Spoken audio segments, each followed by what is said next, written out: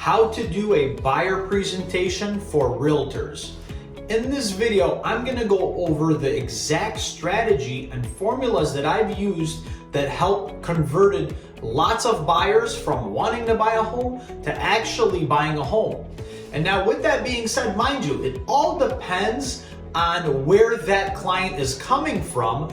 But overall, in a gist of things, it's all pretty similar on how you're doing that presentation, when, where, what, all those questions that need to be understood.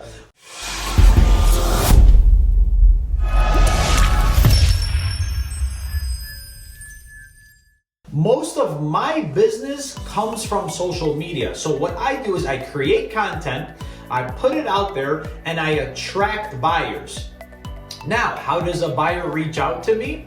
They reach out to me either through texting me, private messaging me, calling me, emailing me, whatever method they do.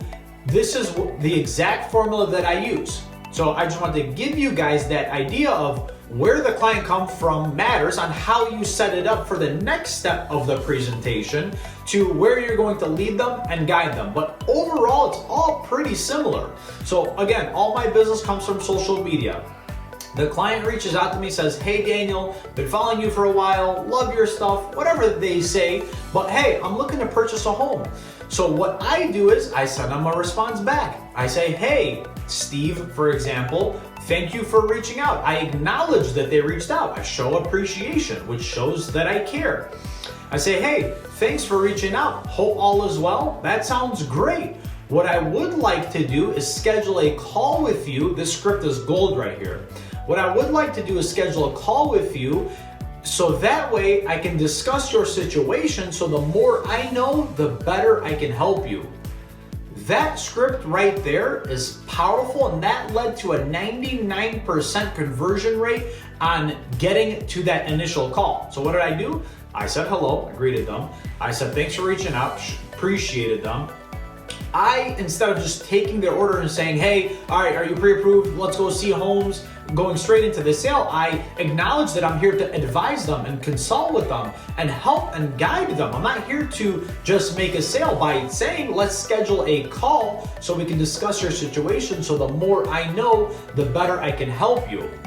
And why do you can either schedule a call or you can meet in person. I feel like scheduling calls a little bit more efficient because you don't necessarily have to meet in person. I do see a lot of people want to meet and go over a whole series of items. I feel like it's just too much, it's overwhelming. In today's day and age, we're moving fast. Clients want to move fast too. There's no need to go through a whole presentation on exactly what can happen, what can't happen, this or that. It's our job throughout the process to set expectations, to communicate, to give information, but you only need to do so much up front, in my honest opinion. I've never, out of all the deals that I've done, I probably had one in-person consultation because they insisted on meeting, and that's okay. If they really want to meet with them. If not, I recommend scheduling a call. So when you schedule the call, you set it up to, again, greeting them, hoping all is well, chit-chatting about them, asking them, how did you get my contact information, or what platform did you reach out on? Always track your business and know where it's coming from. And then get into what I do next is I say, "Okay, great, very nice to meet you. So it seems like you're interested in purchasing a home. Great. So with that being said, do you have any questions for me? Because if not, I have a series of questions that I would like to ask you. So the more I know, the better I can help you." What does that tell them? It tells them that, hey, I'm just not in it for the sale. This guy's gonna ask me questions to understand my situation, which shows he cares, which by him knowing more about me, the better he can help me, which puts trust in that agent, because that's the ultimate deciding factor on if a client's gonna work with an agent or not, is if they trust them. And by asking questions, by understanding your situation, by letting them know you're there to help them, they're more than likely going to buy or sell a home with you. So you need to build a relationship, you need to show them you care, which ultimately builds trust, which ultimately leads to a sale. And I mean genuine, sincere care and trust, not just fakeness. So Once we're on that initial call, let's just say, for example, they don't have any questions. I say, great, well, let me go ahead and start asking you these questions. And the first question I always ask is, why are you looking to buy a home? Because that will really tell me how motivated and serious they are and really give me an understanding of why they're buying a home. Are they upsizing or downsizing? Did they just get married? Did they just get divorced? Did they have 1 kid, 2 kid, 3 kid? Are they relocating? Whatever the case may be, I need to know why. That's very important, and keep touching on that topic. Why? I'm getting married, I'm getting engaged, whatever the case may be, and notate as you're going. The next question I like to ask them is, where are you looking to move? And they say, I want to move here, or there, or up, or down. And I say, well, why is that important to you? Well, my wife's family lives on the east and I'm from the west, so we want to meet in the middle. Or I live currently here, but my job is south, so I need to go here. You always want to ask where, and then also always follow up with a why question. You can go as deep why as you want. Why again? Why again? Why again? But don't bore them, don't annoy them. You're asking these questions to better understand their situation. So why, where, why there, for example. And then the next question I like to ask is, how soon?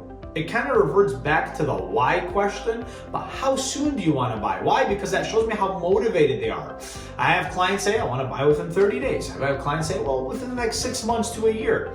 And that just gives you a good idea. No matter what they say, it's okay. Your goal is to build and nurture that relationship when and if they're ever ready. And if not, you get referrals from that client, whether they buy or sell with you or not.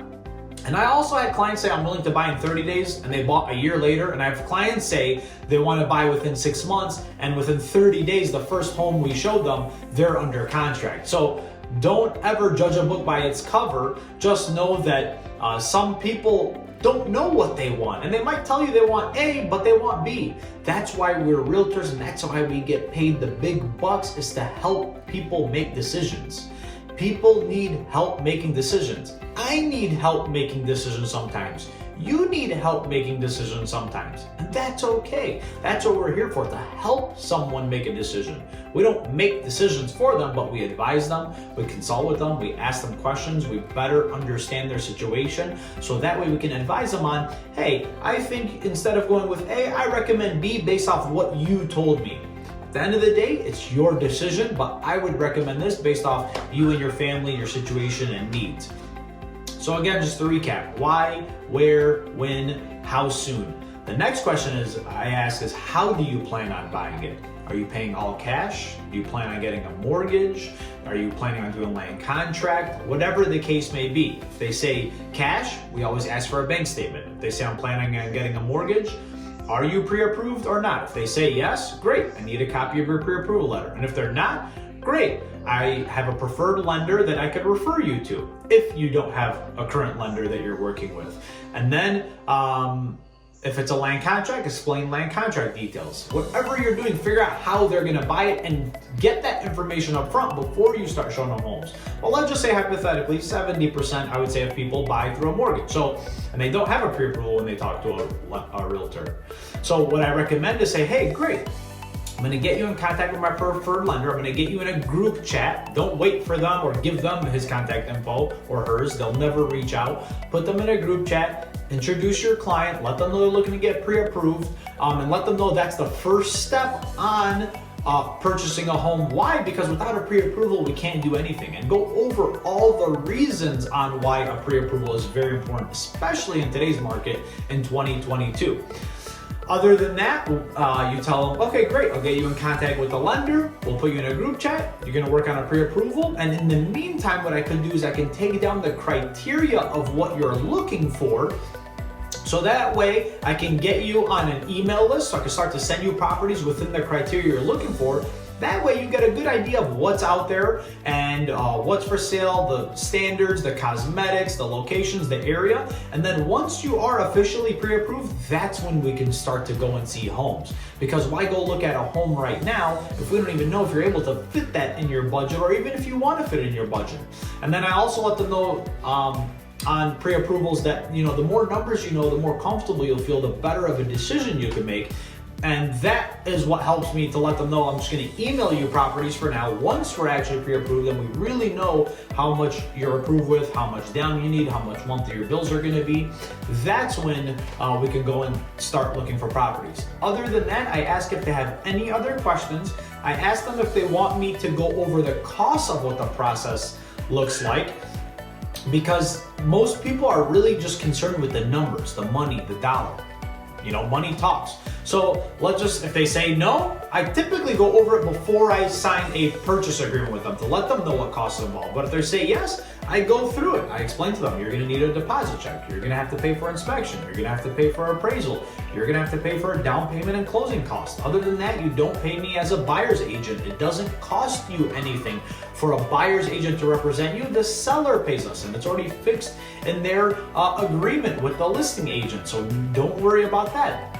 You should let them know up front that it doesn't cost you anything. You're going to help advise them, represent them, guide them, coordinate the whole process for them at no cost, because keep in mind, a buyer's coming to you for help. They act as if they just don't know anything about a real estate transaction. So explain as much you can. I'm a very detail-oriented person. I like to set expectations.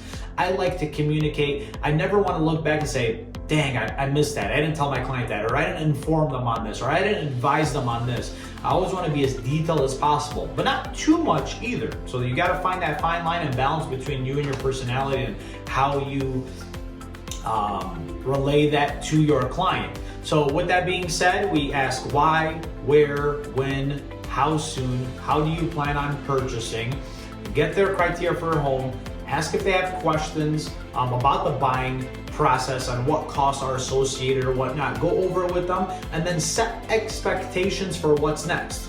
Once you get pre-approved, we schedule homes. Once we go from there, we take it step by step from there. You don't need to go into full detail. I don't think they need to know all that detail all up front. You'll overwhelm them, but explain it to them throughout the process or before for sure you sign a purchase agreement, so that way they know what to expect. So I hope you guys found that valuable on how to do a buyer presentation for realtors. If you guys have any questions, you're always more than welcome to click on the link below, schedule a call with me, private message me, any way you can get in contact with me. I'm all over the internet, just as you should be as a real estate agent. These are free platforms to help maximize your business. If you guys like this video, please make sure to subscribe and like it, and also hit the bell icon so that way every time I post these videos, you will be the first to be notified. Thank you so much for tuning in. God bless, and see you on the next video.